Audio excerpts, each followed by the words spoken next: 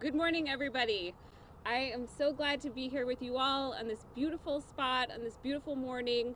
My name is Bonnie Nickerson. I'm City Planning Director and Executive Director of the Providence Redevelopment Agency. This is a fun one today. We are announcing the winner of the design competition for the Crook Bridge. Woo! So the Crook Bridge right here behind me was built over 100 years ago and was used until about the late 1930s for passenger trains traveling from New York, New Haven to Union Station downtown, traveling via the rail tunnel to connect to the Providence, Warren, and Bristol line to points east. From the 1940s to the 1970s, it was active for freight rail, until rail operations declined and then ultimately ceased in about the mid-1970s. Both the bridge and the rail leading up to it have been abandoned ever since, and over time, the bridge has really become a Providence landmark. It's a unique and sculptural element that is really part of our city's identity. So last fall, the Providence Redevelopment Agency and the city put out a call for design ideas to spark creative thinking about how we can reimagine this infrastructure for the future. Instead of demolishing it, how can we value this infrastructure as part of our history and reimagine it to be part of our city's future?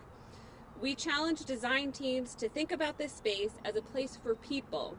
We specifically asked them to consider how to connect residents and visitors to the Seekonk River, how to creatively reuse the structure and preserve the upright portion of the bridge and display it as a local iconic landmark, and how to create an anti-racist public space where all people feel invited and welcome to participate. There are just so many fantastic examples of projects like this around the country and around the world, and we know that we can make transformational investments like this in Providence. The Michael Van Leesten Memorial Bridge is really a great example of that. So we are inspired to continue to think big and make bold investments in our capital city. We're joined this morning by our Mayor Elorza, who truly understands the value of these type of investments in our public realm. I'm happy to welcome him to say a few words. Mayor Elorza. Good morning, everyone. Good morning, and thank you, everybody, for joining us today. I especially want to recognize Bonnie Nickerson, who you just heard of, our Director of Planning and Development, who has spearheaded and has been the point of contact on a lot of this work. I'll get back to some of the work that the Planning Department does, but I just wanted to thank Bonnie for her leadership of this department over the years. I also want to thank our partners in this endeavor. I want to thank Ellen Biggert, John Ford, and Jonathan Harris for the concept and design that you all have put together. And thank you to many of our community stakeholders that are here as well. You know, I'm born and raised here in Providence. I grew up here my entire life. And I can speak from experience that for so many of us here in the city, we don't have the big sprawling backyards where we can just, stretch our legs, run around and be kids. And so that means that many of us, we rely on public spaces and public parks. Those are our backyards. That's where we can get around and just meet with our friends, create community, and have a sense of freedom and feel free. That's why it's been such a priority for us to enhance our public spaces throughout the city. With the help of our Parks Department, we've updated and made significant repairs to close to 100 parks over the past 6.5 years. And we're one of the few cities to meet the challenge of having every one of our children live within a 10-minute walk of a beautiful public park. So it's in that spirit that we continue to invest in public spaces. Public spaces are important to us for so many reasons that are obvious to so many of us. But in particular at this moment in time right now, where it seems as though the forces that pull us together are as strong as they've ever been, and especially coming out of a pandemic where many of us have been cooped up and we've been alone and isolated for such a long time, it just enhances the importance of these meeting spaces where people come together, where kids can be free, and where community happens. And so that's what brings us to this project in particular. This is a space that has been overlooked almost abandoned, except for the use of some people who somehow made their way through the fence and still access the bridge over the years. But it's a place that hasn't been inviting to the community. And so I applaud the planning department and all the partners in this work in thinking, how do we take lemons and make lemonade? How do we convert this virtually abandoned space, a relic of the past, into an active and vibrant space that truly symbolizes where we are today and where we're going into the future? And that's exactly what this project is. So guided by the principles that Bonnie just mentioned, we did an international competition. And the winners are folks with some local ties and an office right here in downtown Providence, and that's exciting to see.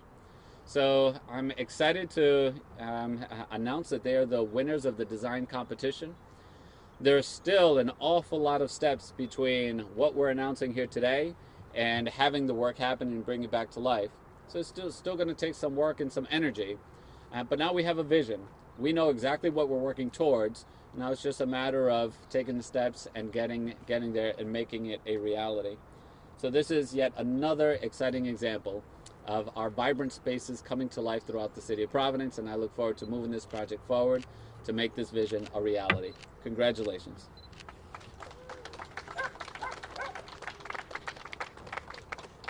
Thanks so much, Mayor. Before we hear from our winning team, I want to recognize members of our selection committee. This group met many times to review all of the design ideas, and we asked them to do the impossible, which was to select a winner. So I just wanted to recognize Scott Moran from the Fox Point Neighborhood Association, Adrian Gagnon from Down City Design, Jim DeRentis, the chair of the Providence Redevelopment Agency, Kirk Columbus from Trinity Rep, Marcus Berger from RISD, Brent Runyon from PPS, Chris Martin from the City of East Providence, and our colleagues in government, Stephanie Fortunato from the Department of Arts, Culture, and Tourism, and Wendy Nielsen from the Parks Department. And thank you to our team in the Planning Department, Martina Haggerty, for project managing this entire process, and to Alexis Keavening for all of her support and all of her work. Thank you to everybody. So as the mayor mentioned, we had just an incredible amount of design ideas that came in from around the country and around the world. We had over 80 design ideas that were submitted, and we asked the selection committee to narrow it down to 5 finalists. So I want to give a shout out to the other finalists. James Carpenter Design Associates, a New York-based design firm led by a former RISD student and faculty member. Joshua Tees, an architect based both in Norway and in Maine. Port, a Philadelphia and Chicago-based design consultancy, and Ultra Modern, a Providence-based architecture firm. So congratulations to all of the finalists. So finally, it's my pleasure to introduce the winning team from Horsley Witten Group and Jonathan Harris, a Providence-based planning, engineering, and environmental consulting firm. So I'll invite Ellen Beigart, John Ford, and Jonathan Harris. Come tell us about your idea.